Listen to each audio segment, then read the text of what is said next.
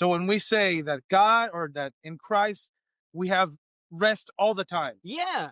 it's like, yes, the whole week, Yes, the whole 6 days, the whole 6 days you are have yes, you rest in the Lord, but there's one day specifically made. for the Lord. Yes, So yes, look, and this is the image. You keeping his commandments every day is resting yes, because because you're worshiping God. you're worshiping God, Yes, because you're serving him and you're keeping his commandments. yes, Remember, worship and serve. yes, So worship to God is keeping his commandments. yes. I will say that's very dangerous too. I mean, in the idea of like what we've always seen that as, right? Sure. Respecting your mother and father. It's scary of that idea that if your parents, because again, like not getting it twisted, like don't listen to your parents at all. Yeah. Yeah, it's not that, but it's like you yourself also have to know who God is. So it's like you need to know what God says. So when somebody comes and tries to tell you you can do something or you don't have to do something that you do have to do, right? Right. Then they're going to lead you astray. Yeah. You personally need to know God. Yeah. And you personally need to know what he says. So that way you don't get led astray. Yeah. So he doesn't bring the punishment of your parents onto you. Yeah. In fact, you should say, I'm sorry that I sinned and my parents sinned. Forgive me and my parents. Yeah. Right? Yeah. That's honoring your parents. It's pleading mercy for your parents from God, Right. who they're disobeying. I'm not telling you to disobey your parents. I'm Right. telling you be a great child, a great son and daughter, but don't disobey God trying to obey your parents. The same way, like you still honor them when you're obeying God, even if maybe you have nothing to do with your parents in that moment. Because look, if you're carrying God's name, eventually your name will overtake your parents' name. So let's How say so? your parents were criminals, Okay. right? And then you build a great reputation for yourself and you become a great person. People used to call you the son of the criminal, but now they're going to call your children and everybody after you the son of a great person. Okay. Yeah. And they might even say, look, their dad was bad, but their son or their daughter was an amazing person. So now you've actually lifted your parents' name. And do you know what honor means? Honor right here means to make heavy. You have given weight to their name. So something just clicked in my mind. You redeemed their name. You've redeemed their name. And Jesus redeemed the Father's name. He redeemed the Father's name in what way? Dang. You stumped me on that. Because I guess obeying him correctly. So he obeyed God. So people used to talk bad about God because God's people won't listen. Yes. Right? Yes. God's people say, I love God, and then they won't listen to him. Yes. So let's say that people say Christians are terrible, right? Right. And then you go, oh, well, I don't know what to do. You follow God and you show what Christians are supposed to look like. Yeah. You don't need to leave your church. No. Show what Christians are supposed to look like. Right.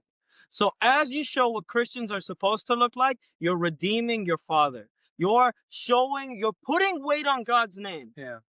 You're putting weight on your church's name. Right. You're putting weight on Jesus's name. Okay, now the same concept of father, right? And mother. Right. Authority, right? Mm-hmm. The authority, right? So let's say you go to a specific church and you're like, this is my church. Don't just leave because they're a little confused. Yeah. You obey God and stay there. You don't need to leave unless they kick you out. If they're not keeping you from keeping God's commandments and following God, stay there. Yeah, if they're not against you. If they're not against you. So it's like maybe you keep the Sabbath and they don't, right? Right. I'm not telling you to leave. Yeah. But you keep the Sabbath and go on Sunday. It's 2 days. Yeah. Worship the Lord on Sunday and keep the Sabbath. Yeah. You can do both. Right.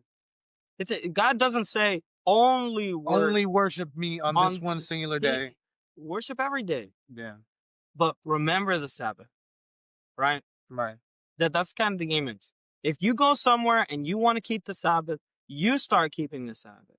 Right. Start learning how to do it. Yeah. Maybe you're like, okay, so I'm not going to work this day. Normally I work, but I'm going to rest on Saturday this day. Okay, well, now I don't want anyone to work for me, so I'm going to stop spending money. Okay. Well, now normally I stopped working, I stopped spending money, but I don't really pray or read the Bible or talk about Jesus. So I'm going to get some of my friends and we're going to start talking about Jesus on the Sabbath. Yeah. Too. So you slowly build your way of following this. So an example I was thinking about with that is like, so like we're in the holidays right now, November and December right now. And the whole month, like let's say December, the whole month of December is like the preparation for Christmas, but everyone views that whole month as like being in the spirit of Christmas. Yeah. Like we're in the spirit of Christmas. But there's one day exactly designated for Christmas. Yeah. So it's not giving offering, it's not giving your time, No, it's no. obeying him. Yeah. When you obey God, you're worshiping and serving him. Right. Right? Right. I hope nobody's confused. No. When you worship him, I know I look lost, but I'm trying to it's really pay attention. it's serving him and keeping his commandments, obeying him and following him and only him, even if it means not following your parents. Right? Which is a hard one. Hard one to think about. Or not following your church. I'm not telling you to leave your church. I'm saying you follow God and follow your church, make them happy until they tell you to disobey God. Once they start telling you, you have to start disobeying God. Yeah. Then you say, no, I'm not going to listen to you. Yeah. Even then, don't leave until they tell you you've disobeyed God or you've disobeyed us for so long that we want you gone. So, for example, it's like I said, our family wears veils, right? In their wearing of veils, you could go to a church and a lot of people are going to start to be like, why are you wearing the veil? Yeah. Right? Yeah. So it's not a command, so to speak. Yeah. That like there's nothing. There's not a command where God says you need to wear a veil. Yeah. It's more of a tradition that they have. So they do it because they felt convicted to do it by God. Yeah. And they read it. And then the way that they were convicted was and the way they were convicted is very interesting. So they follow it and they believe that it's God. Yeah. So there's nothing against it that teaches that God wouldn't say. It's not like if you wear this veil, then God doesn't say not to. God doesn't say not to wear a veil, and He doesn't say to wear a veil. Well, He kind of does.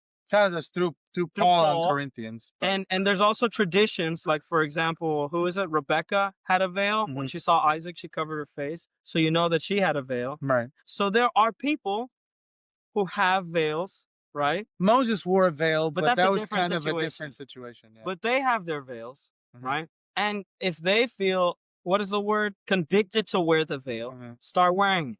Yeah. But what you'll find out is people are going to start to have an issue with it. Yes. And they go, why are you wearing that? Stop wearing. And eventually they're going to be like, you need to take that off. Yeah. And then you say, no, God told me to do it. Should I listen to you or should I listen to my Lord? Yeah. Should I listen to God or should I listen to man? Right? When did you become my Lord? When did you die for me? When did you bring me out of the house of slavery? Yeah. You didn't. Right. Right? Right. So that's the idea, is you follow God. But don't even leave after they tell you that. Leave when they reject you completely. Fully. Yeah. When they fully say, you're not from God. Like what Jesus tells the disciples. If they're unwilling to accept you. Then leave. Then leave. And say, I'm gone. You not only rejected me. You rejected the one who sent me. Yeah. Right? Why? Well, because they didn't recognize you. If they knew God, they wouldn't recognize who he is. So when you're doing what he does or what he says to do, they'll recognize him. They're supposed to recognize. They're supposed to recognize. But if they don't recognize, then they don't know him. They don't know God. Yeah. Why? Because they say that they love him, but they don't keep his commandments. It's like when Isaiah says, these people honor me with their lips. They make my name heavy with their lips. So they don't say, oh my God, or something. They honor me with their lips. They put weight on my name with their lips. But their hearts are far from me. They don't keep my commandments. Yeah. Does that make sense? Who else says that? Jesus says that. That's the whole point. Yeah. He's quoting Isaiah. Right? Right. Who's alluding to Moses. That's the image, right? Yeah, alluding to this. So honor your father and your mother, so you'll have a long life. Why? Because God is going to give you a long life because he's your ultimate father.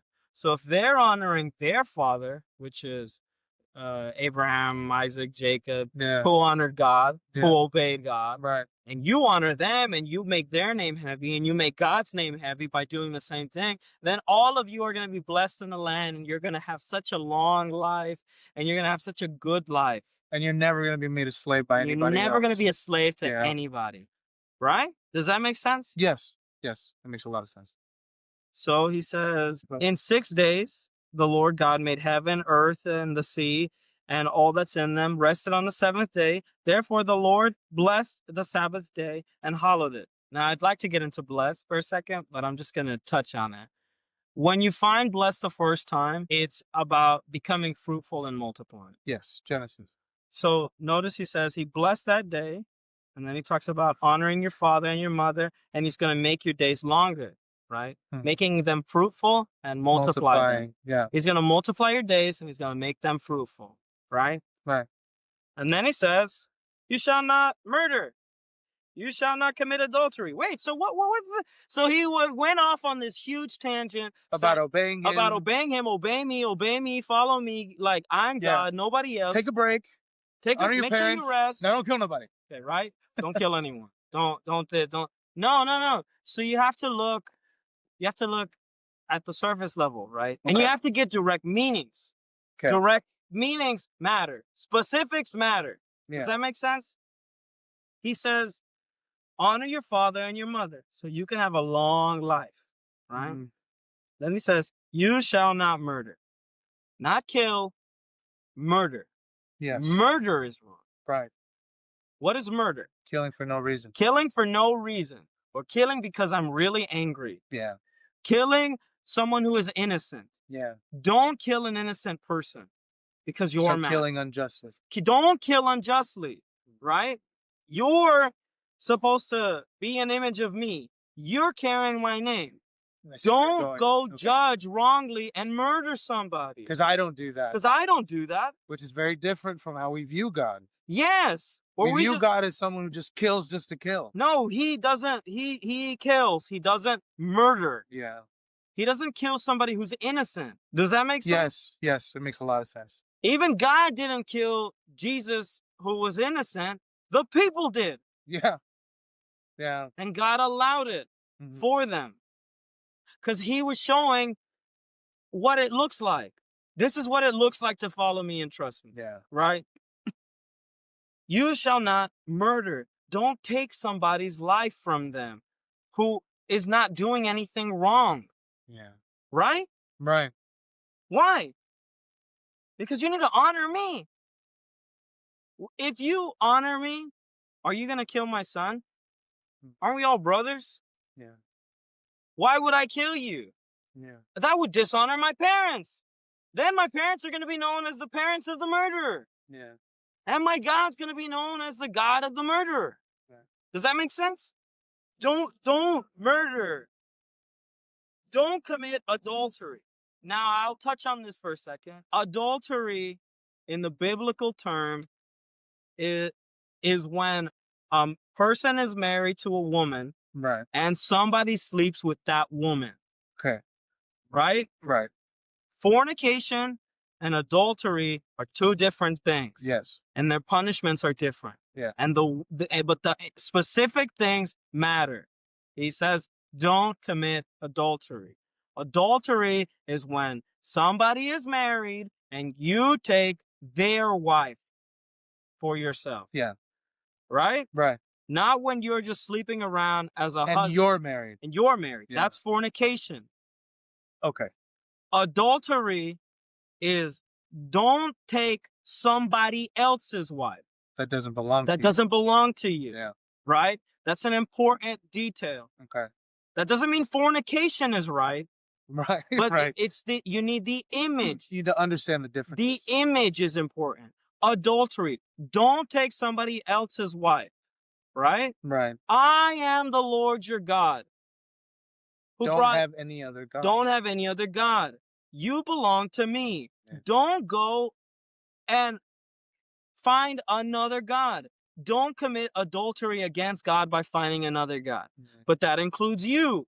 You don't come and try to take God's people for yourself by making your sons work, by making yourself work, by making your servants work, by making your animals work. Don't commit adultery Making yourself their God. by making yourself their God, Yeah. and trying to take their life that belongs to God. Yeah. Does that make sense? Yes. Yeah. My gosh. Yeah. So he's still talking about himself. Yeah. Yeah. He hasn't strayed away from it at all. He hasn't strayed away from it at all. So, for example, Hosea uses the image of an adulterous wife to represent God having his wife flee him and go to different gods. Israel being unfaithful. Israel being an unfaithful wife. And he's their husband who loves them and is trying to take care of them. Yeah. And they keep leaving and taking the stuff that he gave them and using it to pay for male prostitutes. So when God gives you a ton of money, a ton of crops, a ton of children, and then you go and you take all that stuff and use it to go be and unfaithful. use it to go be unfaithful with another God, another man, you're committing adultery, right? You shall not steal. What is stealing? Taking something that's not yours. Taking something that doesn't belong to you. Don't go and take your children and think they belong to you. Yeah. Don't kidnap a person. Yeah. Don't think that you're God and you can come take my children. Yeah. Don't think that you're God and you can take my wife. Don't think that you're God and you can come and take all my stuff. Yeah. Don't think that you can see somebody's stuff and come and take it. Don't try to find other gods and the things that belong to me. Exactly. Yeah. All the stuff belongs to me. So don't go and take it for yourself. Yeah. Don't make your own God out of it. Don't steal yourself and go and give yourself over to these other things. You don't belong to anybody. You belong to me. So you can't take yourself and steal yourself and give yourself to somebody else. This is still about God. Don't steal from God. Yeah. Don't try to take God's wife for yourself, which is the people, and don't try to take anything from God. It all belongs to him. And don't try to take the life of somebody because you are not the giver of life. God is. So you can't take it away for no reason. Got to specify. Because murder and killing are two different things. Yeah. Right? You shall not bear false witness against your neighbor. What's a false witness? Lying. Lying. But what kind of lying? Well, the way it's sounding is bearing false witness against your neighbor. So lying against somebody else. Don't lie against somebody else. Don't take somebody to court and know that they're innocent and say that they're guilty. Don't put an innocent person to death. Still. Which sounds very familiar. Well, murder. Don't kill an innocent person. For no reason. Yeah. Don't kill somebody for no reason. Don't bear a false witness. Don't say somebody's doing something they're not doing. Don't slander people. Don't have somebody be punished for something they're not doing. Don't have somebody killed for no reason. Don't have somebody killed for no reason. Does that make sense? Yes. Well, what does that have to do with God? I'll show you right now. But still has to do with God. Yeah. We haven't left that I am. We haven't left that I'm the Lord your God. I'm God. So don't take people's lives for no reason. People who are innocent.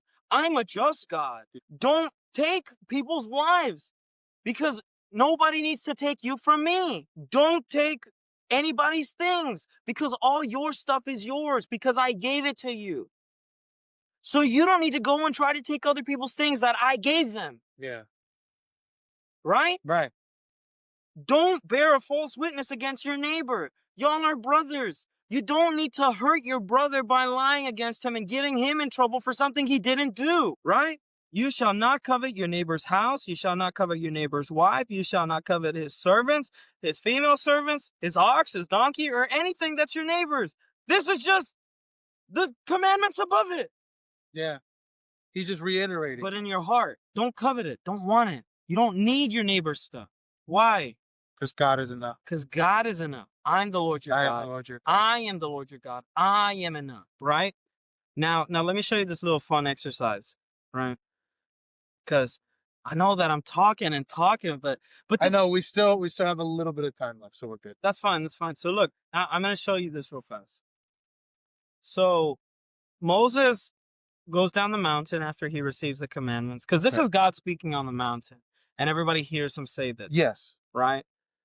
But then later, God he breaks the commandments, or the people break the commandments with the calf. with the calf. Yeah. And then God gets mad and he says, "I'm going to wipe them off of the face of the earth." And he says, "Don't do that, Lord." He's like, please Be no. patient with it. Yeah. And then Moses goes down and he kills them. Right. He Yeah. says, "But you don't do it, Lord. You don't get your hands dirty. I'm going to go down." I'll do it. So he goes down there and he doesn't do something wrong. I was gonna say explain. A lot of times we like to say that we read things into the Bible. Okay. So, for example, how many times have you heard that Moses is a murderer? Have you ever heard that? I have not actually. Have you I've ever heard God, but I've never have heard you- about Moses. Have you ever heard that Moses is a murderer because he kills that taskmaster who was beating the slave? Yes. And when in Egypt. People say he fled because he was a murderer and God forgave him because he's a murderer. Is he a murderer? Because there's another command that God gives that says, "Don't stand idly by while your brother's life is being threatened." What do you think that means? It means protect people who are Protect people who are being harmed. Okay? I thought murder was wrong. Murder is wrong. I was gonna say, so could we view that in the same way when it comes to seeing somebody who's exhausting somebody else? It's self-defense. Yeah. You're defending the innocent. You're defending people. How many times have you heard that Mary Magdalene was a prostitute? Have you ever heard that? Yes. That's the popular. Where does it say that? Nowhere. Aren't you bearing a false witness against Mary Magdalene? Aren't you saying that she is an adulterous woman or a fornicator? Yeah. Aren't you saying that she's committing whoredom? Yeah. Aren't you saying that she's doing these things that are worthy of death in God's eyes? And where does it say that she did that? Yeah. You're lying about Mary Magdalene. You're bearing a false witness against Mary Magdalene. What if she was? Does it say that she was? I didn't ask it. Maybe she was. Does it say that she was? Do you know that Do for you sure? know that for sure? Yeah. No, but it's a good tradition. It's a good tradition to say that a woman who walked with Jesus Christ and had demons cast out of her was sleeping with a ton of different men for money. That's a great tradition. Yeah, it's a great sermon. It's a great sermon. Yeah. No, you can't read things where they don't belong. You can't put sins on people that they didn't commit. You can't kill them unjustly. You can't kill them unjustly. Kill their name. Judge them rightly. Oh, use their name in vain. Use their name in vain. Yeah. And saying that they did these things that they didn't do. Yeah. The Bible doesn't say that Moses murdered him. It says he killed him. There's a difference. He wasn't standing idly by. He wasn't standing idly by. He fled for his life because he killed somebody in self-defense. And then there's a command later that talks about refugee cities. You know what the refugee cities are for? In case somebody dies in trying to defend somebody, or if somebody dies on accident. So let's say that like I go out into the woods and I'm chopping down a tree with my friend, and then I swing back and my axe head flies off and it kills that person. We would put somebody like that in jail or something and be like, manslaughter. Yeah. Yeah. But God says it was a freak accident. Yeah. And I allowed it. Go to this refugee city and flee there. The priests live there. Go to this Levitical refugee city, rest there, and they cannot kill you in there. They're going to investigate the situation, and if they find out you murdered them, then you're going to be put to death. Yeah. But if you find out that it was a freak accident, you're free to go. So it's kind of like when someone's under investigation, like a safe house. Yes. Like a safe house. They're guarded, like there's police guarding them and everything. So nobody comes in and tries to kills kill that them. person. Yeah. Because Without first finding out if they're actually killed. Exactly, because you can't put an innocent person to death. Yeah. So what does Moses do? Well, Moses kills this taskmaster. And then where does he run to? Well, he runs to Midian, and he finds Jethro, right? Mm-hmm. And he stays at Jethro's house. What's Jethro? A priest. He stays at this priest's house. fleeing from murder, from defending somebody. Is it murder? No, he's fleeing from killing somebody, defending somebody else. He went to a refugee city. Yeah. You see? Yeah. It's the same thing. It's the same And then idea. proceeded to bring everybody else there. But we don't say that, oh, well, like, he's a murderer. It's a nice sermon. Yeah. It's a nice little testimony or something. Yeah, like from murder to savior or whatever. But that's not what it is. Yeah. That's not what it says. Right. We're reading it into the text. That's what I'm talking about. When you already have in your mind what it says, nobody's going to change your mind on what it says. He's not a murderer. He killed somebody in defense of somebody else. He's a protector. If somebody was beating you to death, right? And then your dad showed up and killed that person, would you call your dad a murderer? No. Imagine somebody is trying to hurt your daughter, right? Or your son. And you see it and you run and you grab that person, right? Yeah.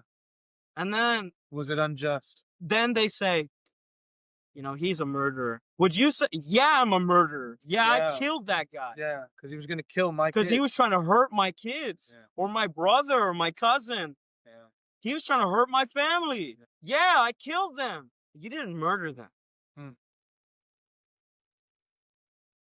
It's different. It is. It's very Yeah. Situations matter. Yeah. Details matter. Specifics matter. And you might not like the details and you might not like the specific. Yeah. But guess what? They matter. They matter a lot. And not only do they matter a lot, it could be the difference between life or death. Because you know what is the punishment? Let's say that somebody's hurting somebody and you're standing there watching it. Like, you ever seen The Incredibles where the robber is robbing that guy and then he like kills that guy and the boss is just standing there watching? Yeah. Yeah. And he's like, the guy's gonna get away, and he's like, oh, well, it's okay. Like, we better not, like, or let's make sure he's got his coverage and stuff like that. Yeah. He doesn't care that the guy is getting beaten, and then he gets robbed. Yeah. And probably murdered. And then throws his bastard with the walls. Yeah. But what was he trying to do? He was trying to save the guy, right? From somebody else who's hurting him. Yeah. And what does he do? He stands by. Were they innocent? Was Mr. Incredible and the guy innocent? No. They're guilty because they're watching a by. murder take place and they're watching it. You can't just stand by while somebody's getting hurt. You need to go and defend that person, especially if you're able. And it's going back to the watchman. To the watchman. Does that make sense? Yeah. Standing idly by is a sin. So if you see somebody getting hurt, but I'm supposed to turn the other cheek. No, that's a different circumstance. You can't go and take vengeance for yourself. Yeah. Like, if I feel like, oh, well, this person hurt my feelings, so I'm gonna go kill them. This person slapped me, so I'm gonna hurt them back. That's wrong. You're not God. Yeah. But guess what? The city can decide if somebody's a criminal to arrest them. But you can't. If somebody hurts you, imagine you grab them and you take them to your house and you lock them in your basement. You're like, I put them in jail. Right. That's crazy. But what would you do? You could take that person to jail and they'll arrest them and they'll lock them up. They're doing the same thing you're doing. It's different. That's the government. You're not the government. No. That's the difference. Yeah. But what if the government's corrupt? Okay. Then you pray to God and God will deal with the government. Yeah. Does that make sense? Yeah, because there's nothing you can do about the whole government. The only thing you can do is you can tell the government that they're doing their job wrong. Yeah. Right? They're doing their job But you can't change the outcome of what they do. But you can't change what they do. But you know who does see those things? God does. God sees it. And he will make sure that what's right is right. Yeah. So when the government starts to do what's wrong, God will make sure that everything gets aligned back right. Does that make sense? Yeah. And that's a hard pill to swallow. But okay, so let's do this little Sure. test thing right here that I want to show you. So they destroy it and he gets the commandments and then he goes to God and God rewrites the commandments on the tablets. Right? And we'll get into that one day and really get into it because I have a little theory that I like a lot, that I'm almost 100% sure it's truth, right? And it's, I don't think the 10 commandments that we say are the 10 commandments. I think that it's just a basic A baseline to what we're supposed baseline to to do. what the actual commandments are, right? And I'll get into that one day, but not yet. Just keep your eyes open. It's gonna happen. I'm gonna go into super detail because I want people to see what the Bible actually says and to think the way that these Hebrew authors would have seen it. Right? These Hebrew writers see it. These Israelite authors who speak for God, I want you to think the way they think, see the way they see. All right, so I did a study on prophecy the other day. I'm going to touch on this. I did a study on prophecy the other day with somebody, and we were talking about who are the prophets and how did they become prophets, right? And it's people who study the word of the Lord and they have the Spirit of God. Both of those things, not just one. And it's complicated. And it's like, what does that mean? Well, we'll get into it, but I just want to insinuate that so people can think about that. Like, Okay. what is really a prophet? Right. Because I don't think we know what prophets are. No. We think they're fortune tellers. Yes. That's what other religions' prophets Yeah. are, not ours. Yeah. Right? So look at this. He goes and he tells the Lord, right, that he wants to see him. He says, I want to know you better, right? I'm going to start reading from 4 right here. It says, so he cut the twos. What are you on? Exodus what? Oh, Exodus 34. Okay. Just for reference. Right? Okay, Exodus 34. So Moses asked to see the Lord better. He said, I know your statutes, I know your commandments, I know you, but I want to know you even better. So before God gives the commandments, he goes and he says this, right? Actually, let me start right here with 5. It says, now the Lord descended in the cloud and stood with him there and proclaimed the name of the Lord, Yahweh. And he said, and the Lord passed before him. And he proclaimed, the Lord, God, merciful and gracious, long-suffering, abounding in goodness and truth, keeping mercy for thousands, forgiving iniquities, transgressions, and sin, by no means clearing the guilty, visiting the iniquities of the father upon the children, upon the children and the children's children to the 3rd and 4th generation. And Moses made haste, bowed his head to the earth, and worshipped. Right? And then he said, if I have found grace in your sight, O Lord, let my Lord, let my Lord, I pray, go among us, even though we are a stiff-necked people, and pardon our iniquities, our sins, and take us as your inheritance. So I want to sit with this thing. Okay. Right? And I'm going to get into this thing about why I really, really love the commandments of the Lord. But this specific thing. So the commandments kind of show us who God is, right? His character. And I'm going to show you this Okay. from the 10 commandments that we read last time. Who is God? Who is he? What is he like? He's a liberator. Okay, he's a liberator, a freer, right? Freer. He frees people. Yes. Why does he free them? Because they obey him. Okay, they obey him. But that's not why he frees them. He freed them before they obeyed him. Yes. Right. Ready? Okay. The Lord, I am that I am. God, merciful, gracious, long-suffering, abounding in goodness and truth. Right? Mm-hmm. That's who the Lord is. But not only is he those things, right? Mm-hmm. He also keeps mercy for thousands, forgives iniquity and transgressions of sin, but by no means does he clear the guilty. He visits the iniquity of the fathers upon the children and the children's children for the 3rd and 4th generations. Which was said in 20 also. So what is he? He's a freer. He frees people. But what else does he do? Well, he's gracious, right? Mm-hmm. He's merciful. He's truthful or faithful. Just. He's just. He's abounding in goodness. He's long-suffering. He doesn't get angry easily. He takes a little bit to get angry, right? Right. And he's very merciful, right? And he forgives sins and iniquities. Oh, but he doesn't leave the guilty unpunished. He's just, he's good, he's righteous, right? He does what's right.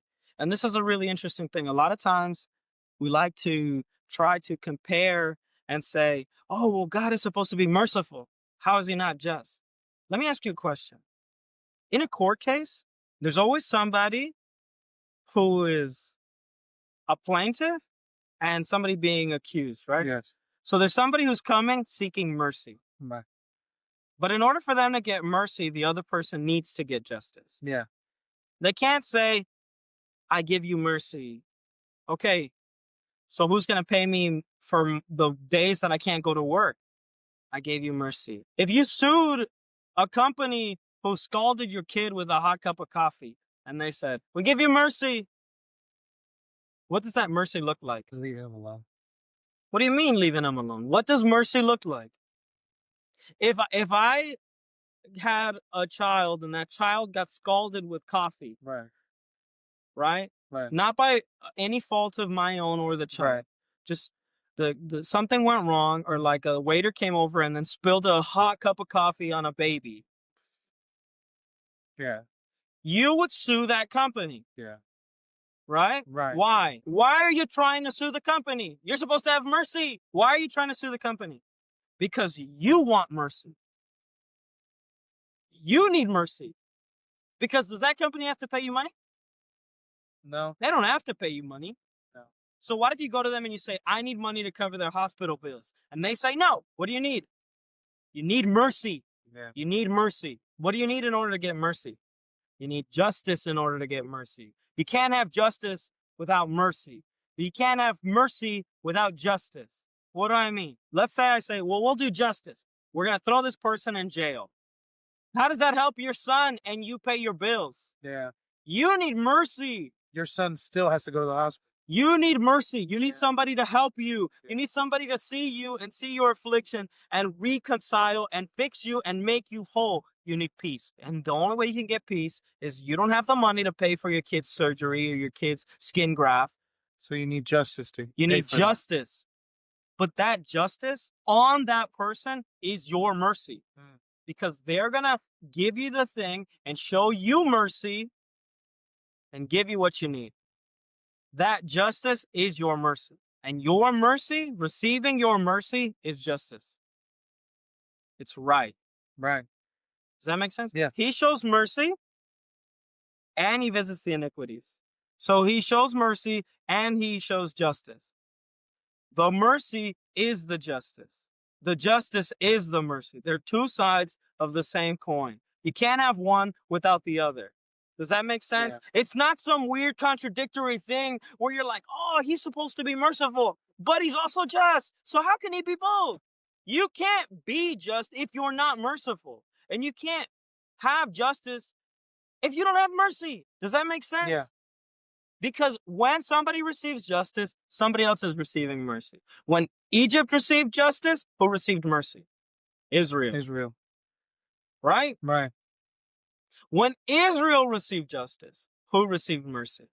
The people inside of Israel who were being oppressed. Look at any court case. When somebody takes somebody to court, one person receives justice, one person receives mercy. Justice is mercy given out. Does that make sense? Or that's like too weird? No. You can't have mercy without justice. You can't have justice without mercy. Yeah.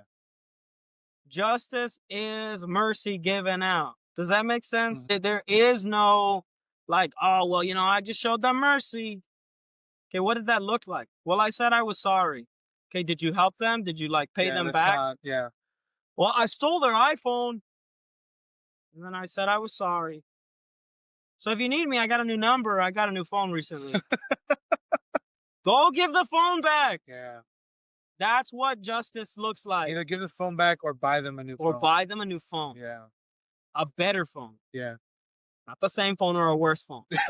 Right. That's what justice looks like. Justice looks like mercy given out. Yeah. I understand that now. Yeah. And it's kind of a weird idea. Ready?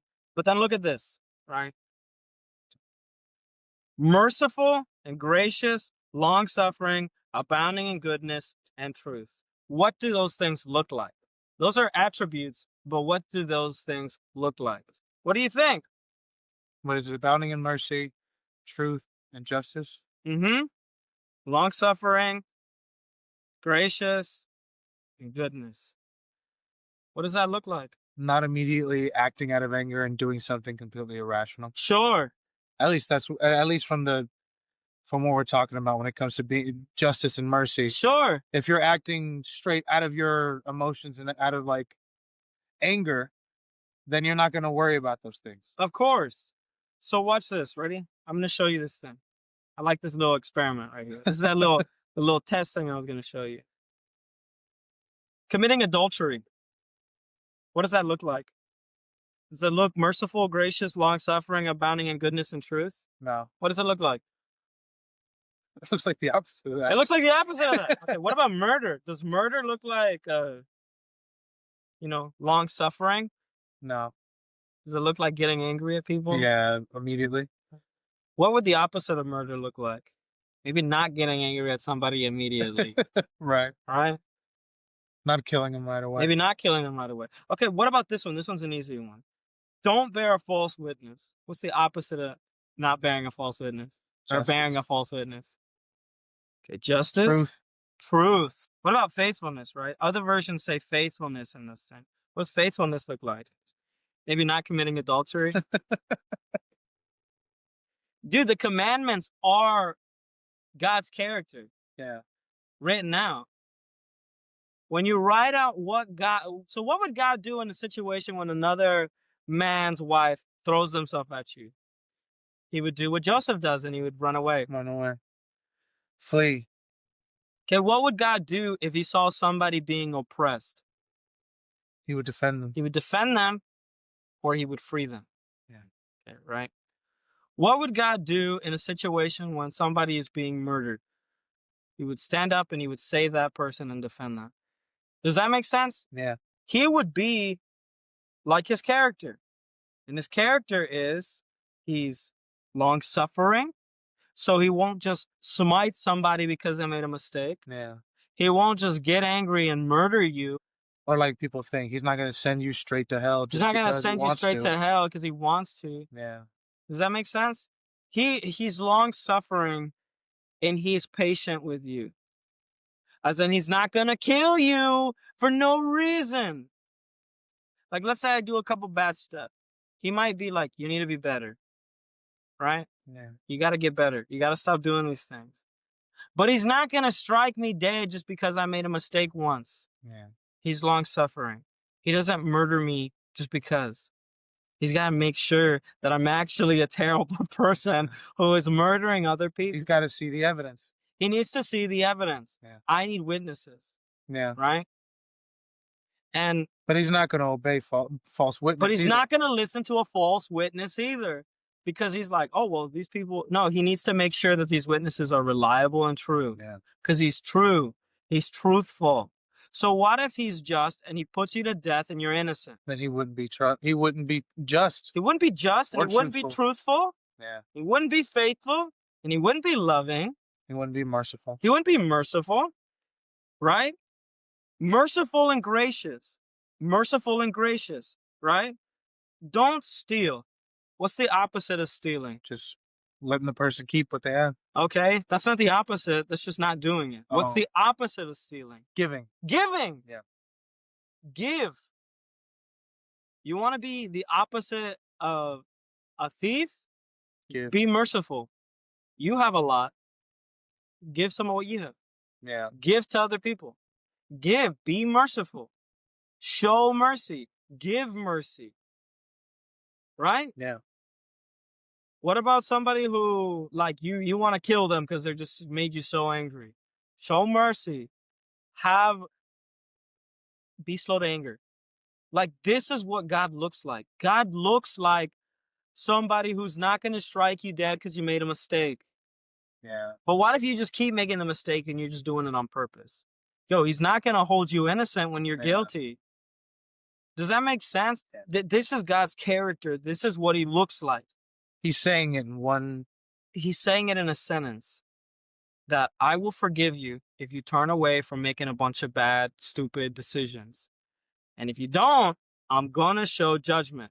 Because if you're hurting other people, I'm going to show mercy to them. So this actually explains this command that says, if you loan money to one of your brothers, your neighbors, and they don't have anything, right, to give you, like, to be like, I promise you, like, this is my IOU. And you take their jacket, and then it gets cold at night, and they get cold, and they need their jacket because maybe they don't have a blanket. Right. And they look up to the heavens and they go, God, show mercy to me. God says, I will hear them, and I will show them mercy. I'm going to show them mercy because you didn't. What does that mercy look like? He's going to take that jacket away from you and give it to that person that you took He's it going away to take from. everything away from. Does that make sense? Yeah. That's the idea. That's the image. The image is literally, I'm going to give everything to you. Yeah, the image is literally, I'm going to give everything to you. Yeah. I'm going to, if you need mercy, I'll give it to you. This is a mean one, but a very interesting one. God says, let's say that there's an orphan or a widow, and you are oppressing them. You're making their life super difficult. You're making their life harder than it needs to be. If they cry out to me, I will show them mercy. And what's that mercy look like? Your wife will be a widow. Your children will be orphans because they won't have their father. What does that mercy look like? Looks like he's going to kill you. I know. I was like, it looks like he's going to kill you. That's what mercy looks like. Mercy in God's eyes is you're oppressing these people. So either stop oppressing them or I'm going to kill you. Yeah. Why? Because you're not learning I'm trying to be patient with you. Make these people's life easier, not harder. Yeah. Does that make sense? It's difficult subjects, but they're not that difficult if you just sit and you think about it for a second. They're really not that hard. None of the commands are too weird if you sit and think about it. You can't think of the commands as rules that God's trying to tell you, like, you can't do this, you can't do that. And you're like, come on, I really want to do these things. No, the commands is, this is who I am. This is what I look like. I'm the Lord your God. I brought you out of the house of slavery. This is what freedom looks like. If you don't do these things, you're going to end up a slave again, right? Yeah. This is what it looks like to follow me. You have to follow somebody, because if you're not listening to somebody else, you're going to listen to yourself. But you're going to get yourself into slavery. Somebody else is going to get you into slavery. But who's not going to get you into slavery? God. God is not going to get you into slavery. Yeah. So if you don't listen to God, you're going to end up a slave, right? That's the idea. We can wrap it up right here. But No. It's good. Man. Sorry. I know I looked like I was just staring, but I was just like so focused in on all of it. It was a lot. It was a lot. We've touched on it before, but this was more than what we had touched on before. Dude, we haven't even touched any of the other commandments. Yeah. It's the 10 Commandments. Yeah. It's who God is. Yeah. He doesn't murder people. So God it's not a murderer. Yeah.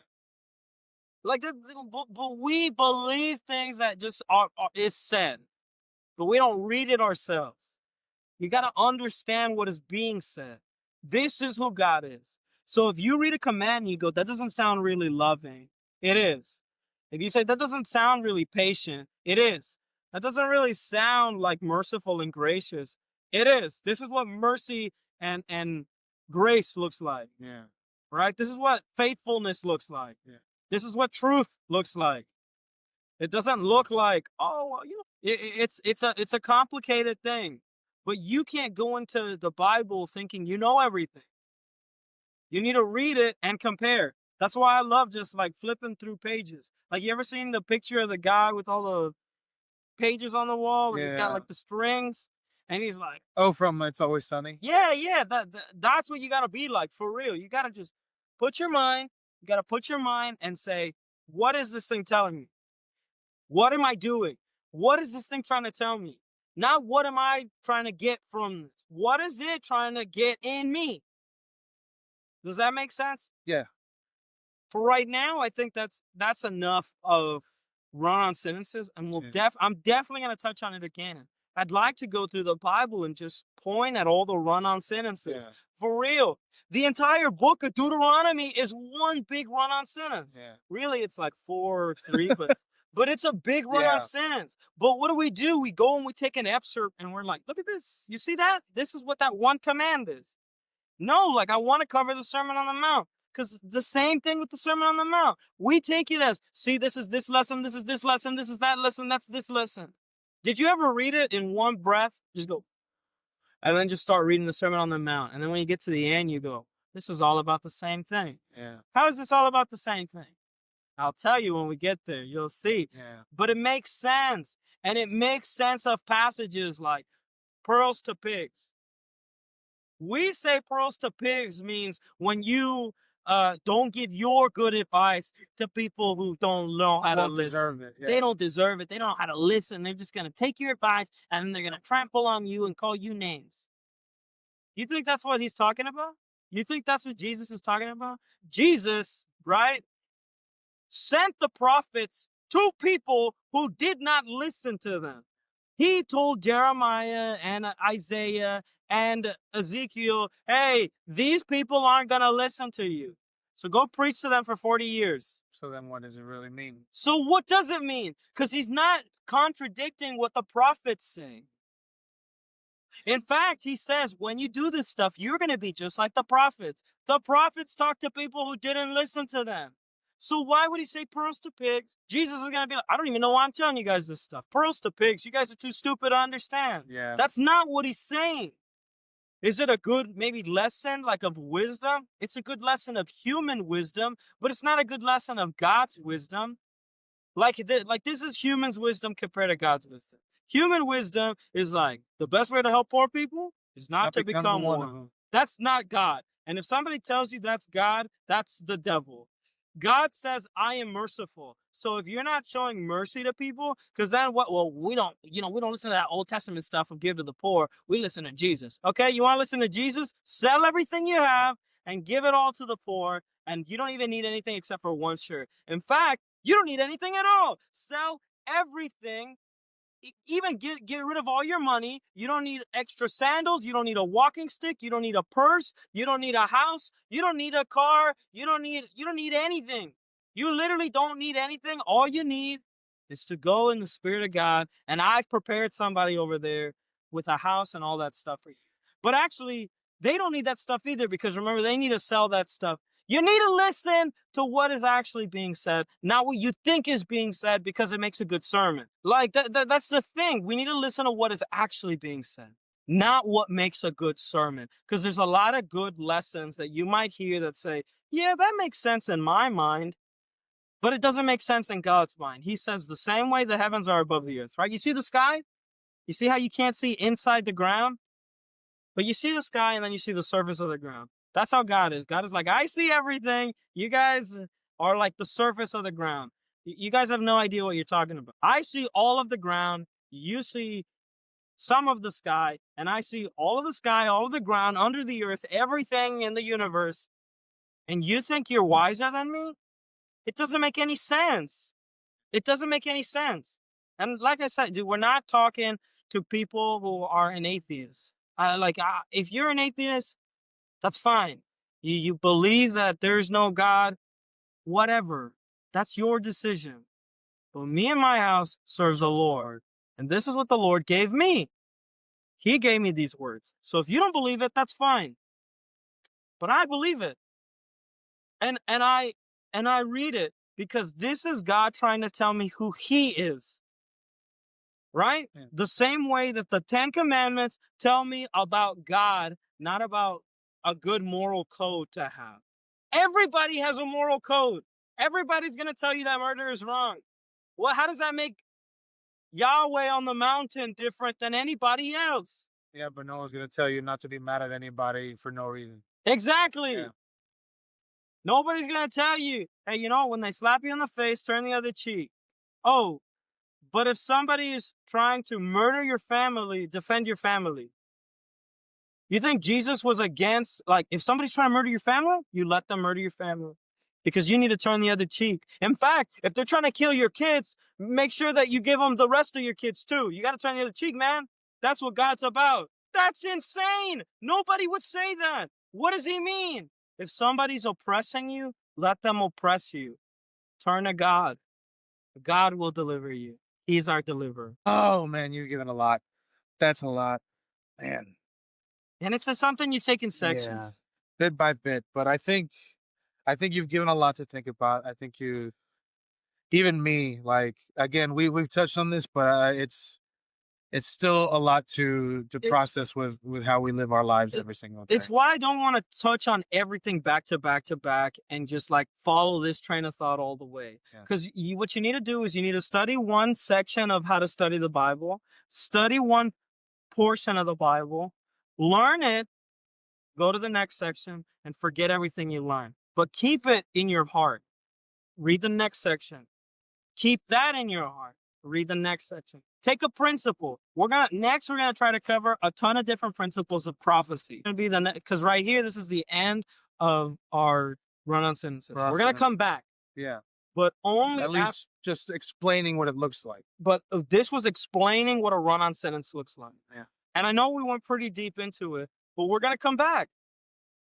This is the surface level. This is nothing at all. Yeah. And if you feel like it's too much, pray about it. Pray about it. Go back to God and say, God, open my mind. Read it yourself. And then if you don't get it, forget about it. Come back to it later. We're going to come back again and we're going to explain it all over again. But just take it as it is. Take what you got. Take what you could understand and carry that with you.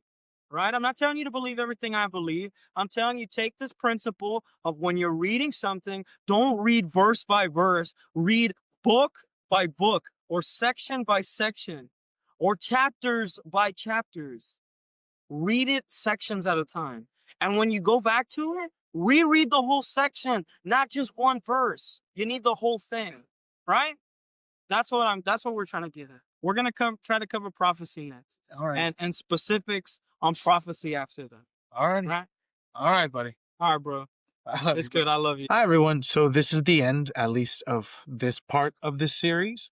Like my brother said, we want to touch on it more. We want to keep going further into what run-on sentences really are in the Bible. But thank you guys for listening to the start of what is yet to come.